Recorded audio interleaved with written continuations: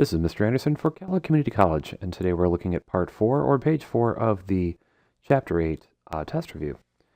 Please be aware that the problems on this page are not necessarily the same ones that are going to be on the test. They are mere examples. You may have some similarities and many differences.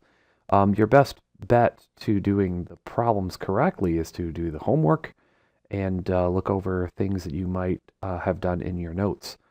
So what we're going to do here is we're going to write in a quadratic equation having the solutions of x equals -3 and 1/5.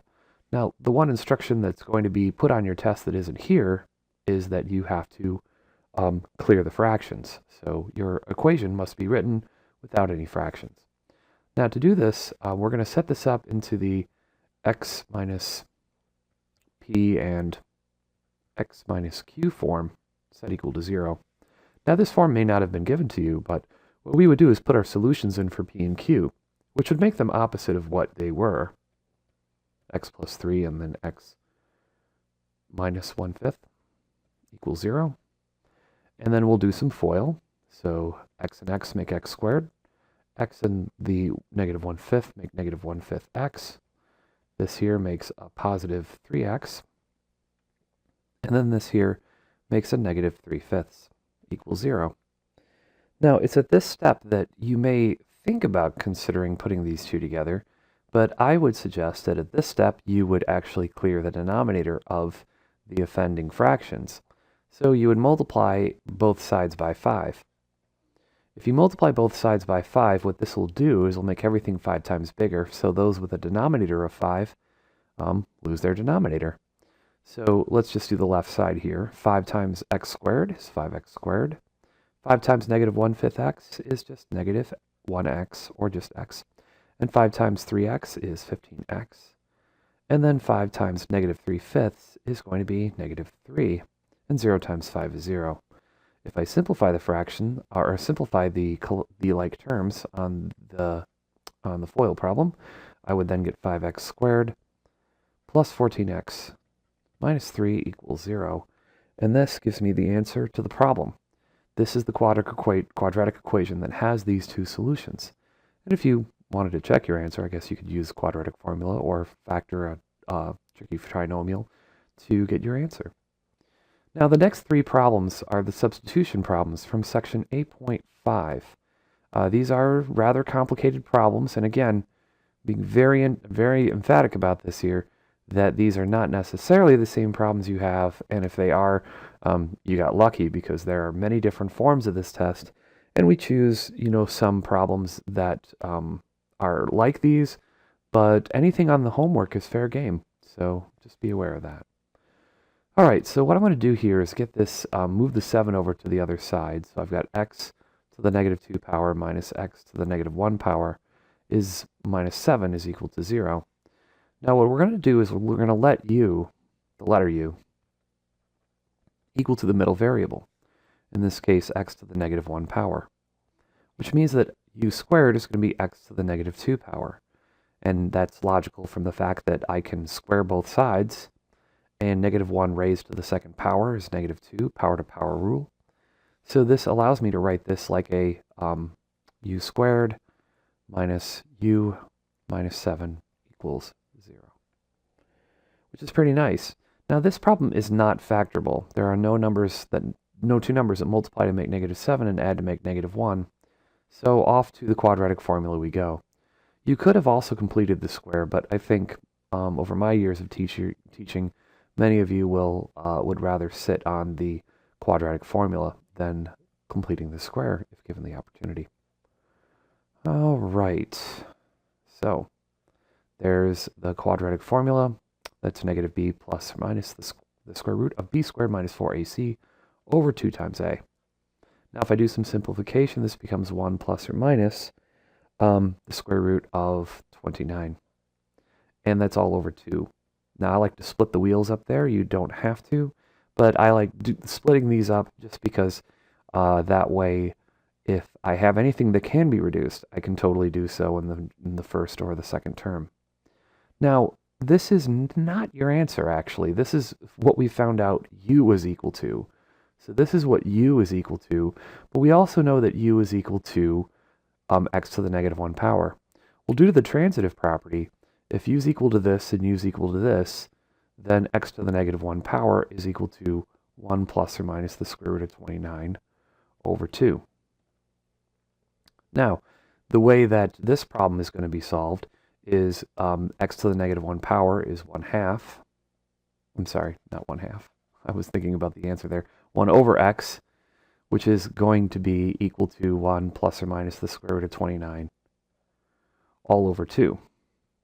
Now, if we have a fraction equal to another fraction, it is possible that we can flip these on its head, and since this has a common denominator, then this is a legal term where we can flip this on its head. And I think what's going to make a couple people maybe a little nervous about this is because I split the problem up. And in doing so, this kind of elicits a strange expression here, because now what we have is, whoops, I didn't write that correctly. What I have here is 2 in the numerator, and then down below, I've got 1 plus or minus the square root of 29. Now again, splitting this up is going to make things look a little differently, because what you might want to write then is something that looks like this. And then we got 2 over square root of 29. But really this 1 plus or minus the square root of 29 should be together, and there's some debate as to whether or not this is not equivalent to this. So you may want to leave this together instead of splitting the wheels up.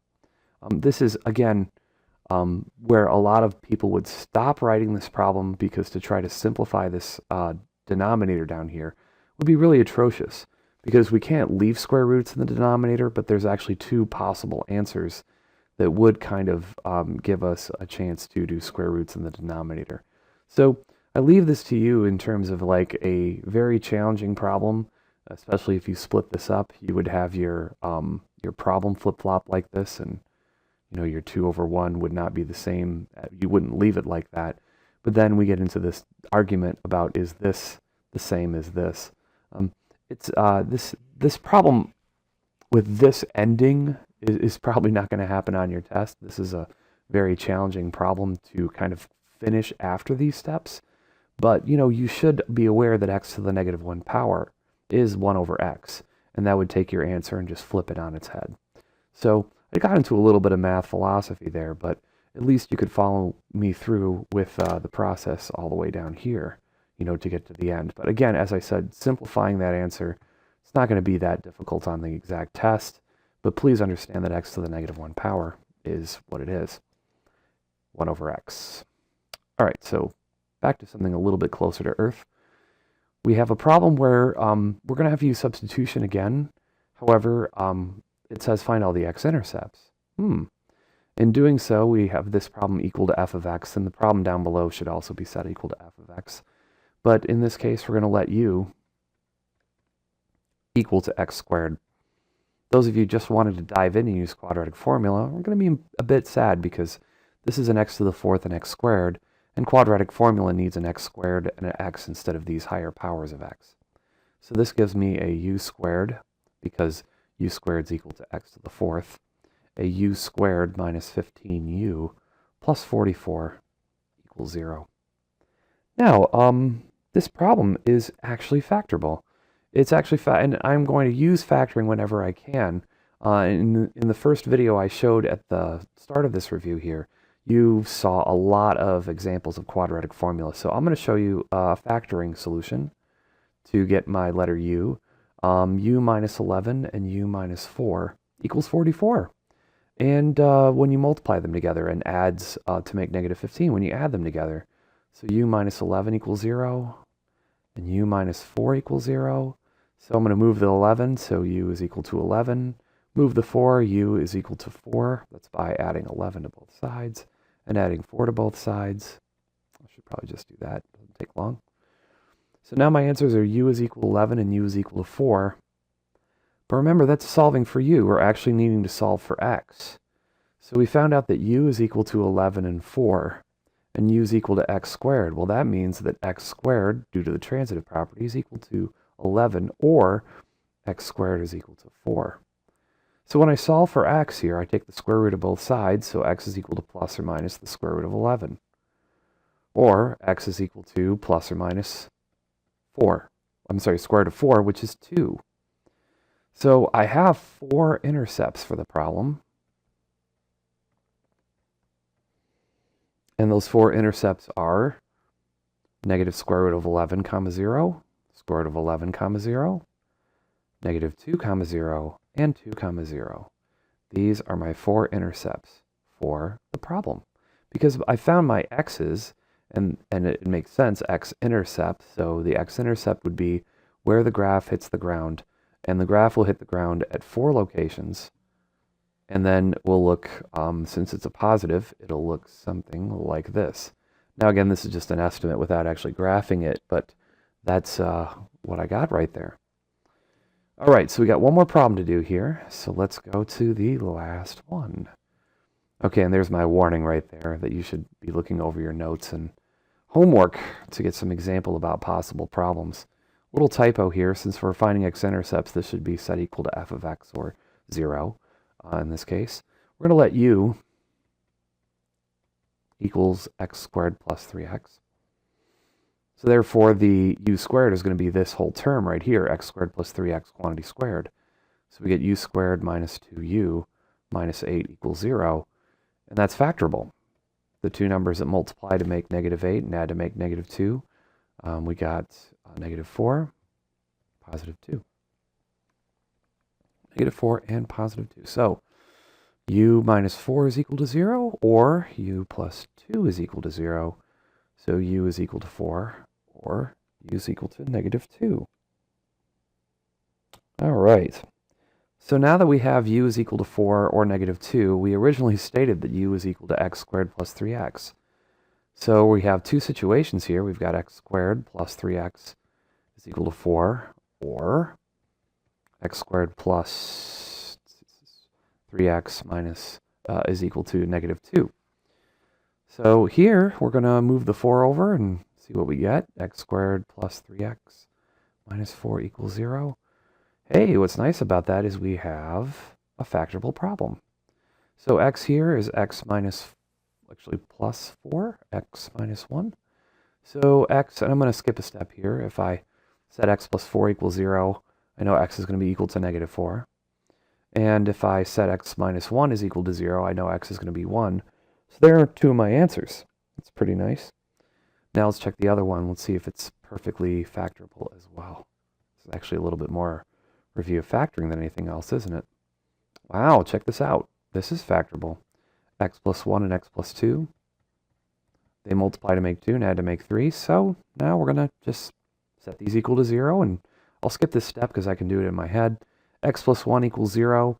Subtract 1 from both sides. X is equal to negative 1. X plus 2 is equal to 0. Subtract 2 from both sides. X is equal to negative 2. Well, my friends, we've got our 4 answers here, and I'm going to write them as x-intercepts.